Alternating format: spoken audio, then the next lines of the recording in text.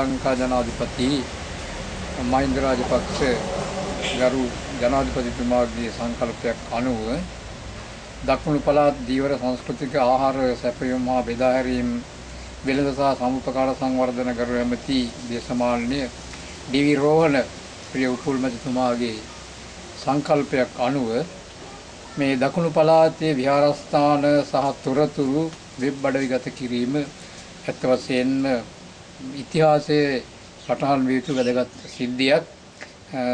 දකුණු පළාතේ විශේෂයෙන් රෝහල විහාර වංශයට මම හිතන්නේ මේ වගේ වැදගත් අවස්ථාවක් මෙතෙක් ලැබුණෙම නැහැ. ඉතින් අපේ විහාරස්ථානයේ බැලුවාම ඉතර පරණ එකක් නොවේයි. 1968 අවුරුද්දේ මේ මාතර මැද්දවත්ත කියන ප්‍රදේශයේ දෙකේ අවුරුද්දේ මම අනුරාධපුරයට ගිහිල්ලා කණ්ඩායමකුත් එක්ක ශ්‍රී මහා බෝධීන් වහන්සේගේ ශාඛාවක් බොහොම උත්සවශ්‍රීයෙන් වඩඹවගෙන ඇවිදින්න ඒ බෝධීන් වහන්සේ දළදා මාලිගාව ඇතුළු ලංකාවේ තියෙන සියලුම සිද්ධාස්ථාන වලට අරගෙන ගිහිල්ලා ආශිර්වාද ලබා ගත්තා. මෙහි රෝපණය කළා.